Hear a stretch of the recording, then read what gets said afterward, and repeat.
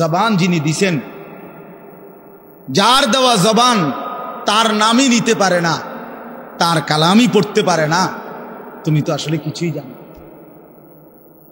এই জন্য কোরআন শরীফ আল্লাহ বলছে সমস্ত বেঈমানের দিল আছে কিন্তু বোঝে না, সমস্ত বেঈমানের কান আছে কিন্তু শুনে না, সমস্ত বেঈমানের চোখ আছে কিন্তু দেখেন।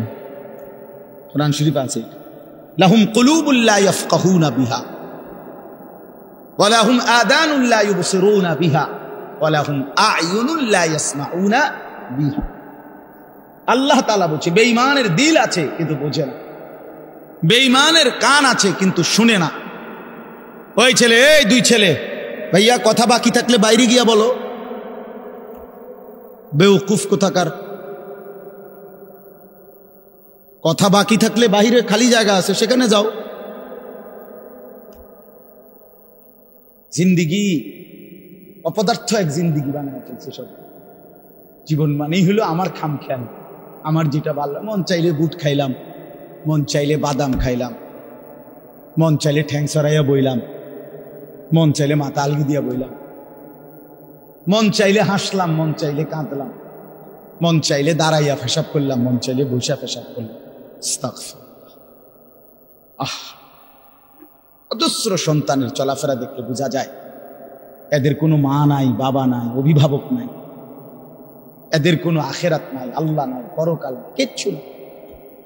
নফসের গোলাম, মনের চাহিদার গোলাম।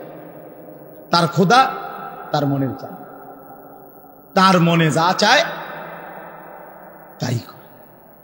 আল্লাহ তাআলা কোরআন শরীফে বলছে, সরাসরি কোরআন শরীফের আয়াত, আল্লাহ তাআলা বলেন মনের ইচ্ছাকে যে নিজের খোদা বানিয়েছে, আল্লাহ বলছে নবী শুনেন, তার পরিচয় আর কিছুই নয়, শুধুই চতুষ্পদ জন্তু, হাইওয়ান, জানোয়ার। কোরআনের আয়াত। হ্যাঁ মিয়া, কার মতো চুল রাখলা, কার মতো জামা পরলা, কার মতো প্যান্ট পরলা, সারাদিন কোথায় ঘুরলা, রাত নাই দিন নাই, ঘন্টার পর ঘন্টা মোবাইল, ছবি, নর্তকী, নাচ, আড্ডা, হাসি, মস্করা, তামাশা, ফুর্তি।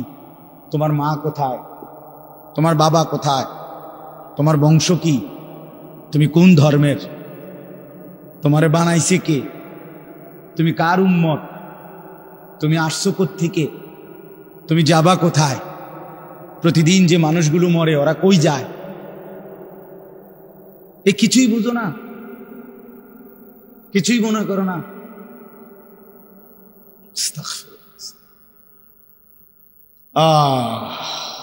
চলো ভাই, এই জন্য বললাম বাপ, এটা জরুরি বিষয়। আমি ওই মাওলানা ইয়াহিয়ার কথা থেকে বলতেছি। আল্লাহ তাআলা 24 ঘন্টা নজর রাখে।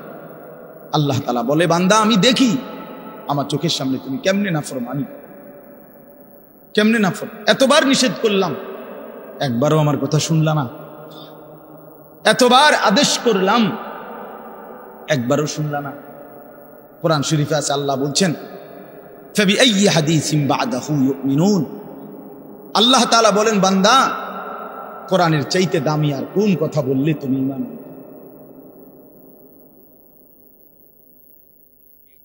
উফ,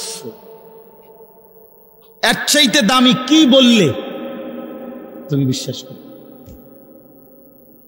আল্লাহ তাআলা বলছে দুনিয়াবাসী, আমার সবচেয়ে কলিজার টুকরা বন্ধু, আমার সবচেয়ে প্রিয় রসুল, আখিরি নবী, আমার বন্ধু, আমার হাবিব রসুল আকরাম সাল্লাল্লাহু আলাইহি ওয়াসাল্লাম, তাকে দিলাম তোমার জন্য। আমার সর্বশ্রেষ্ঠ কিতাব কোরআন দিলাম তোমার জন্য। এরপরেও তুমি পাত্তা দিলা না, এত বড় রসুলকেও পাত্তা দিলা না, এত বড় কিতাবকেও পাত্তা দিলা না। এরপরে আর কি দিলে ঈমান আনতা? আর কি বললে সেজদা করতা? আমার মতো মালিক আর কতবার বললে তুমি সেজদা দিতা? আমার রসুল কতবার কাঁদলে, আর কতদিন কাঁদলে? 23টা বছর তো কাঁদছেন বন্ধু আমার, সেই বন্ধু আর কত কাঁদলে তুমি নামাজ পড়তা? আম্মা জান আয়েশা রাদিয়াল্লাহু তাআলা আনহা বলেন, নবীজির স্ত্রী বলেন, আমি একদিন দেখছি এশার নামাজের কিছুক্ষণ পরে নবীজি হুজরার মধ্যে আমার কামরায় আমার স্বামী, আমার নবী, আমার রাসূল সাল্লাল্লাহু আলাইহি সাল্লাম তিনি দাঁড়াইছেন। দাঁড়িয়ে আল্লাহ তাআলার কাছে নামাজের নিয়ত বাইদা উম্মতের জন্য দোয়া করতে শুরু করছেন। আম্মা জান আয়েশা বলেন, দুনিয়াবাসী আল্লাহর কসম, ফজরের আজানের পূর্ব পর্যন্ত এক দাঁড়ানোতে আমি দেখছি নবীজি সারাটা রাত কাঁদছেন আর উম্মতের জন্য দোয়া করছেন। সারা রাত, সারা। ইন তুআযিবহুম ফাইন্নাহুম ইবাদুক ওয়া ইন তাগফির লাহুম ফাইন্নাকা আনতাল আজিজুল হাকীম। এই দোয়াটা করছে, আল্লাহ আমার উম্মত আপনার বান্দা, আপনি বানাইছেন, যারে আপনি বানাইছেন তারে আপনি চাইলেই শাস্তি দিতে পারেন, এটা তো আমি জানি। আপনি শাস্তি দিলে আপনারে বাধা দিবে কে? কারণ আপনার গোলাম, আপনার বান্দা, আপনি বানিয়েছেন, আপনি মুনিব, আপনি মালিক। কিন্তু ওয়া ইন তাগফির লাহুম, ওফ, নবীজি বলেন, আল্লাহ কিন্তু এই বন্ধুর দিকে তাকাইয়া, আপনি তো আমারে খুব ভালোবাসেন, আমার দিকে তাকাইয়া যদি আমার উম্মতের মাফ করে দেন তাইলে আপনার বাধা দিবে কি?